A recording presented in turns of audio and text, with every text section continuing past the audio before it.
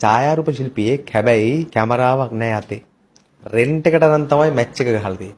අද වෙනකන් කරපු හැම ෂූට් එකක්ම කැමරාවෙන් කැමරාව රෙන්ට් එකට අරන් ලෙන්ස් එකෙන් ලෙන්ස් එක රෙන්ට් එකට අරන් සාර්ථක වෙලා ෆලෝවර්ස් ලා ගියක් ඉන්නවා. TikTok එකේ ඉන්නවා අයියේ 2.23ක්. ඔයාගේ කතාව ලෝකෙටම වැදගත්. මම මුලින්ම වඩප්පුඩයක් ගන්නවා වගේ යන්න ලස්සන ඡායාරූප අරන් තියෙනවා මෙන්න මේ වගේ.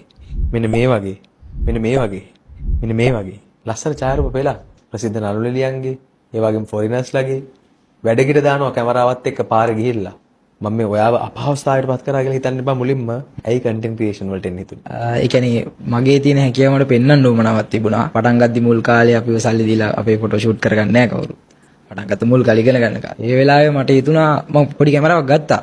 පොඩි ජොබ් එකක් කරලා වෙල්ඩින් රස්සාවක් කරලා කැමරාවක් වෙල්ඩින් රස්සාවක් කරලා ගත්ත කැමරාවක්. ඒක අරගෙන වයස කීයද වෙල්ඩින් කරලා? වෙල්ඩින් වලට එද්දී අවුරුදු 21ක් 20ක් වගේ.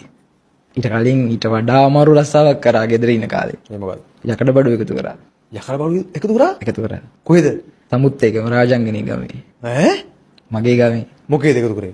අපේ ගේ ඉස්සරහා තිබුණා එහෙම එකතු කරන තැනක් අපේ නෑදෑ වෙන මාමා කෙනෙක්ගේ. එයාත් යාලා මේ පළවෙනි රස්සාව. අදහන්න වටිනවා ඔයාව. මාරයිනේ. එයි ආර්ථික අපහසුතාව තමයි ඉතින් ගෙදර තිබ්බ ප්‍රශ්න දැක්කා. අම්මා ගෙදර ඉන්නවා අහිංසක විදියට. තාත්තා මේෂන් වැඩ කරන්නේ. තාත්තට දැන් ටිකක් අමාරුයි. තාත්තා අමාරුයි කියන එනවා කියලා දැනුණ කාලේ තමයි මම ওই වැඩේට ආවේ. අනාවැකියක් කියන්න. තව අවුරුදු 5ක් විතර යද්දී ලංකාවේ දැවැන්තම ඡායාරූප ශිල්පියෙක් වෙනවාමයි ඔයා. ඒකට අවශ්‍ය අඩිතාලම මම මේ පොඩ්කාස්ට් එකෙන් පස්සේ දාලා දෙන්න අපි ඕන දෙයකට වටින්න. හොඳ වෙලාවට පොඩ්කාස්ට් එක කරන්න කලින් මට මේ කතාව නොකියුවේ. මාව නතරුණා විනාඩියකට. පුංචි කාලේ කොන් වෙලා තිනවා. ගොඩක් තැන්වල කොන් වෙලා. සල්ලි අඩුකම ඒව සල්ලි අඩුකම තමයි ලොකුම හේතුව. ලොකුම මගේ ලොකුම මොටිවේෂන් එක සල්ලි අඩුකම. මොකද සෝෂල් මීඩියා පාවිච්චි කරලා අද මේ වායින්න තත්ත්වයටපත් වෙන්න කොහොමද බේස්මන්ට් එක දාගත්තේ? අර වෙල්ඩින් වැඩ කරලා කැමරාවක් අරගෙන කවුරුත් ෆොටෝග්‍රැෆර් කියන්නේ බිගින කෙනෙක්ව ගන්න නැහැ. ඉතින් මම ඒක පාරේ පෙන්නලා එහෙම කර කර ඉද්දී මට තේරුණා මිනිස්සු එකෙන් ගොඩක් සතුටු වෙනවා කියලා. මට ඒක මාර ආසාවක් ආවා. තව කෙනෙක් සතුටු වෙනවා hina වෙනවා. අනන්තවත් මගේ ලිස්ට් එකේ ඉන්නවා ගොඩක් කට්ටිය ප්‍රොෆයිල් පික්චර් දාගෙන මම ගොඩක් කල් ගහ ෆොටෝස් තාම.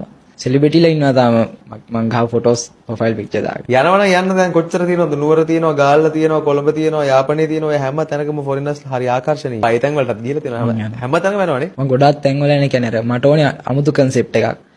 අද කැන්ඩි වල කළොත් මට ඕනේ ගාල්ලේ වයිබ් එකට එකක්. වව් මම දැක්කා. විවිධත්වය. ජාති ආගම් ભેද තියෙනවද? නෑ. සාතියාගම් ભેදයක් නෑ.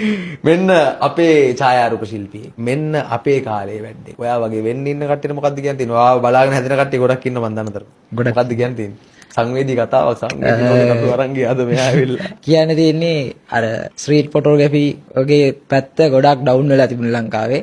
ඒකට මාර විදිහට මම මහන්සිලා උඩට ගත්තා. මගේ අම්මට බැනලා තියෙනවා. පර්සනල් මට ඇවිල්ලා මූණට හම්බෙලා බැනලා තියෙනවා. මොකද්ද ඔය කරන වැඩේ නවත්තලා දාන්න ඕකෙන් ඉන්ඩස්ට්‍රි අවුල් වෙනවා කියලා.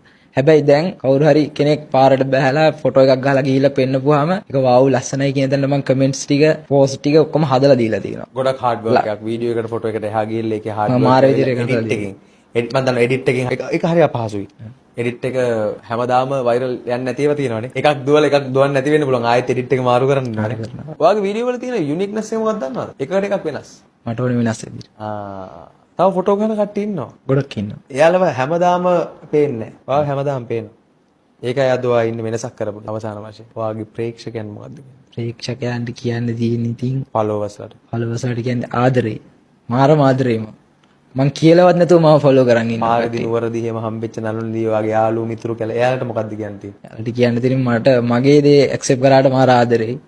thank you බොහොම ස්තුතියි. ඉක්මනින් හම්බෙමු. මගේ ෆොටෝ ටිකක් ගහන්න ඕනේ පාරදී. ගහමු. නුවරදී. ඒකත් ඔයා නොදන්න වෙලාවක මං ගහනවා. අනිවාර්යෙන් හම්බෙමු එනවා. ජය වාර්.